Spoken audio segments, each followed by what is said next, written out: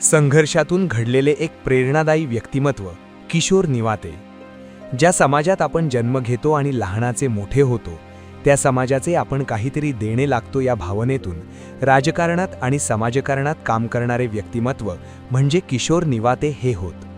रत्नागिरी जिल्ह्यातील दापोली तालुक्यात असलेल्या ओनण वसे भोईवाडी या गावचे सुपुत्र असलेले किशोर निवाते हे शिवसेना दापोली तालुका मुंबईच्या दाभोळ विभाग संघटक म्हणून काम पाहतात.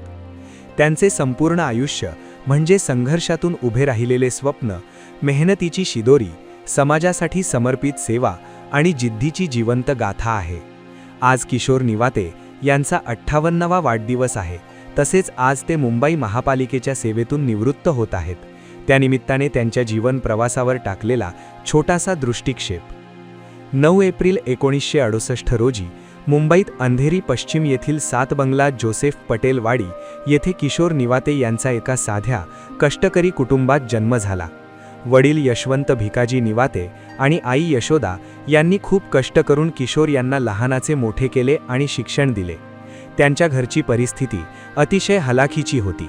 अंधेरी येथील 7 बंगला येथील मुंबई महापालिकेच्या शाळेत त्यांनी प्राथमिक शिक्षण पूर्ण केले. पुढील 10वी पर्यंतचे शिक्षण त्यांनी येथील एका खाजगी हायस्कूलमध्ये पूर्ण केले. शिक्षण घेण्यासाठी त्यांनी स्वतः पार्ट टाइम कामे केली आणि पैसे कमावले.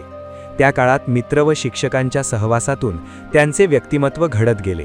साधेपणा, प्रामाणिकपणा आणि सामाजिक बांधिलकी त्यांच्या स्वभावाचा अविभाज्य भाग बनली. प्रथम नोकरीसाठी एम्प्लॉयमेंट कार्ड काढले. 18 एप्रिल 1990 रोजी मुंबई महापालिकेच्या के पूर्व विभागात शिपाई या पदावर त्यांना नोकरी मिळाली. किशोर निवाते यांना लहानपणापासूनच समाजसेवेची आवड होती. ते लहानपणापासूनच सामाजिक कार्यात सहभागी होत असत. शिवसेना प्रमुख बाळासाहेब ठाकरे यांच्या विचारांनी प्रेरित होऊन त्यांनी लहानपणापासूनच शिवसेनेचे काम सुरू केले. आपल्या ओनण वसे भोईवाडी या गावच्या विकासासाठी ते नेहमीच प्रयत्नशील असतात. 2014 साली शिवसेना दापोली तालुका मुंबईच्या दाभोळ विभाग उपविभाग संघटक म्हणून पक्षाने त्यांना काम करण्याची संधी दिली. आता ते दाभोळ विभाग संघटक म्हणून काम पाहतात.